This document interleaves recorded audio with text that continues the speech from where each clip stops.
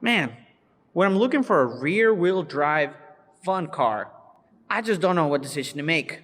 Do I go with the Subaru Toyota or Honda? That's a tough decision. And when I have a tough decision, I usually tend to ask my homeboy, Sean. I know exactly what you're thinking. Which car should you buy? It's a tough decision. And you've got $30,000 to spend. Should you go with the modern BRZ 86 or the classic S2000? Today, we're here to answer all your questions and compare these two in an unbiased way. Alright guys, so today we are not going to go through the looks or all the opinionated parts of these cars. You guys can decide which one looks better and which one you would rather have in the comments down below. But yeah, today we're just gonna talk about the facts of each of these cars. So let's get into it. First, let's talk about the engines. Alright Sean, tell us all the main differences between these two puppies. Well, before I start with differences, let me start with similarities, because boy, these two are pretty similar. You got two rear-wheel drive sports cars with 2-liter engines, 6-speed manuals, right? You can get this guy also in an automatic. The S2000 did not come in an automatic. Now, right here on the right, we got a Boxer 4, right? 2-liter, as I said, makes about 200 horsepower. You see it right here. The engine is in all its glory.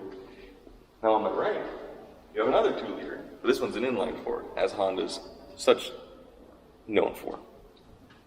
This one makes about 239 horsepower, and they both have about the same foot-pounds of torque. Redline's 7.4 right there. The Honda, on the other hand, got that sweet VTEC and that sweet 9000 rev limiter. So, slight differences, a lot of similarities. Alright, what about weights? In terms of weight, they're both just around 2,700 pounds, so you're not going to be shaving much from either side. About the same? Yeah, more or less the same. Okay, and what does that mean for a 0 to 60?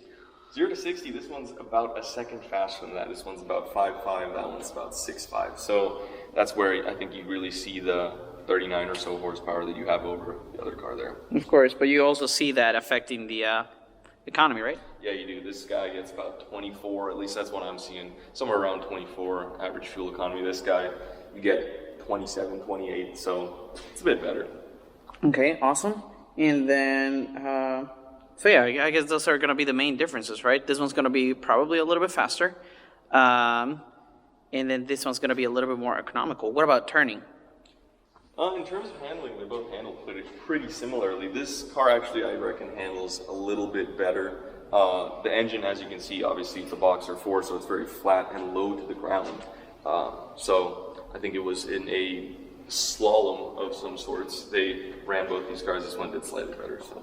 Okay, so this one's it turns a little bit better. Mm-hmm. Oh, dope. But I mean, having such a similar setup, they're pretty equivalent.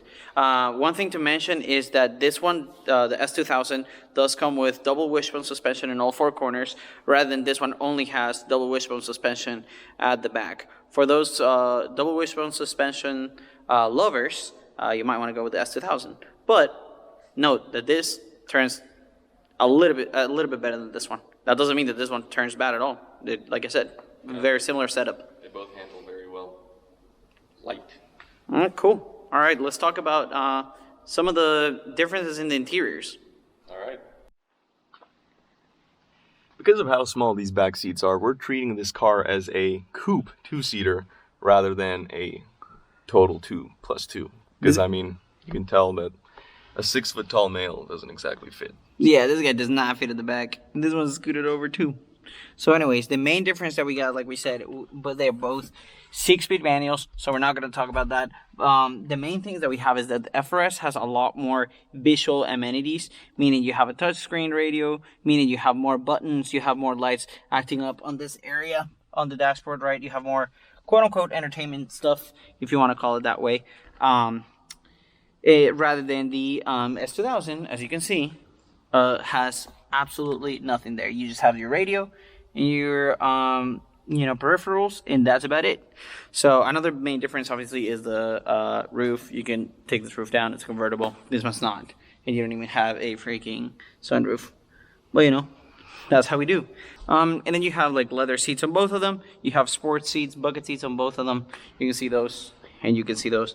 Like I said, you guys can discuss in the comments down below which one you like better, and while you're doing that, take a moment to like and subscribe. Right, Sean? Yes. So, the main conclusion for this will be, these are two very equivalent vehicles, right? Like I said, mostly the same concept, but the main difference is going to come as to, first of all, which one you like in looks, and second of all, if you want to go a little bit faster or save a little bit of gas. In matters of pricing, they're about the same, but there's one more thing that Sean wants to tell you guys, which is the pricing. How are the pricing going to be for these two in the future? Now you got to remember that in the near future, the S2000's value is going to shoot up a lot more than this car right here. And if you're all about returns, you're an investor and you're fiscally responsible, then maybe that's the car for you. Right, they made a lot more FRSs, BRZs, and 86s. The S2000 was a rarer car. So you got to keep that in mind when you're purchasing. Do you plan to sell it in a couple of years, and are you hoping to make a buck off it if you do plan to sell it? So yeah, those are the main differences. If you're looking into buying one of these two, you can put any of the questions down below or whatever. So say bye to the camera, Sean. Auf Wiedersehen. Peace out, fellas. Hope you guys enjoyed this video. And check them out. They're right there. Beautiful, huh?